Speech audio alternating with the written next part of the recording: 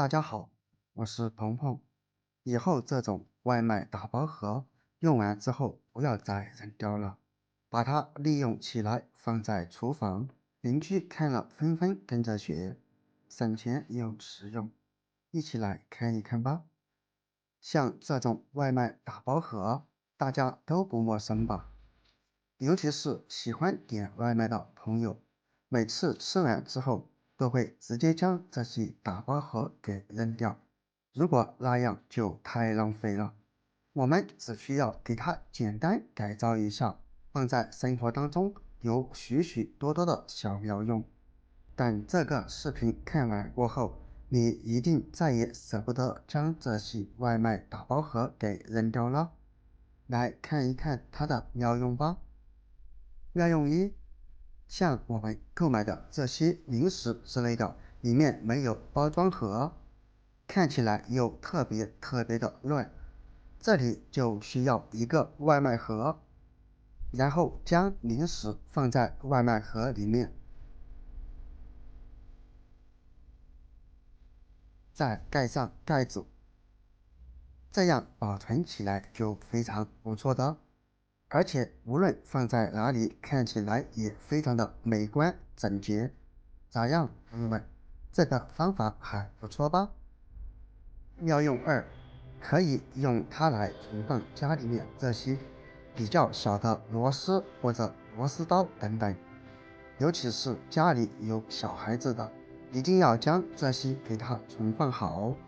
只需要一个外卖打包盒，然后将这些螺丝以及螺丝刀给它放在打包盒当中，盖上盖子，把它存放在小孩触碰不到的地方，比如说衣柜上面。这样不仅安全，而且下次需要用到的时候也非常的好找，再也不用担心要用到的时候找不到了。妙用三，准备一个外卖盒，然后这里给它画一个圆圈。家里面没有水笔的，赶紧偷偷将你老婆的口红拿来给她画一个圈吧。圈不需要太大，直径在3到5公分左右就可以了。画好之后，我们用剪刀沿着画好的圈给它剪下来，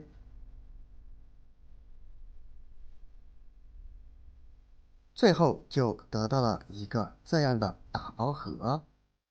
剪接处剪的也不是非常的平整，我们可以用火给它烤一烤，将上面的这些毛刺儿给它烤掉，这样不仅可以方便我们后面的操作，也不用担心不小心把手给划伤。那么费尽心思弄出来的这个打包盒到底怎样使用呢？我们接着往下看。家里面的这种塑料袋，你家也已经有许许多多吧？每次逛超市或者买菜的时候，总会给你拿上几个塑料袋，而扔掉又太可惜了。但是放在家里看起来又特别的乱。其实非常简单，我们只需要将塑料袋给它整理一下，从边角处这样给它卷一卷。卷好以后，另一个塑料袋也用同样的方法操作，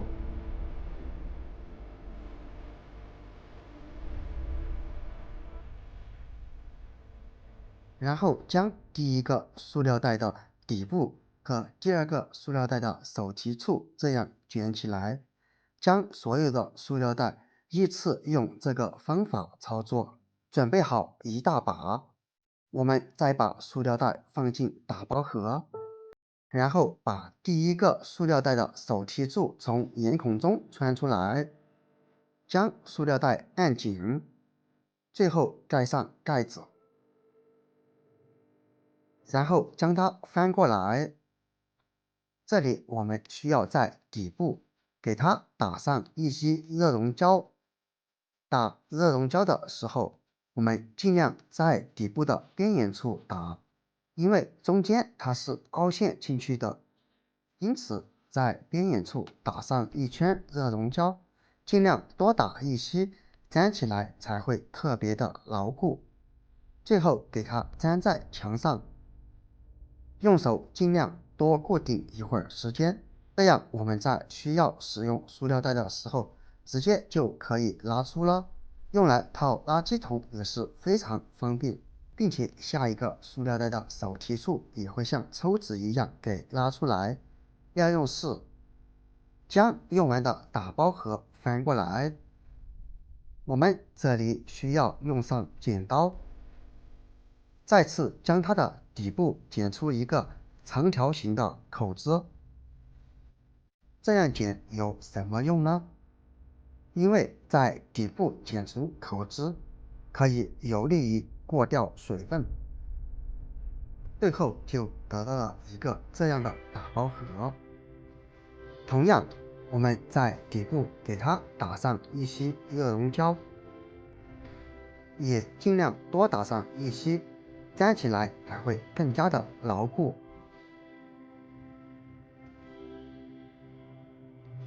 最后在洗碗池旁边，这里也给它打上一些热熔胶，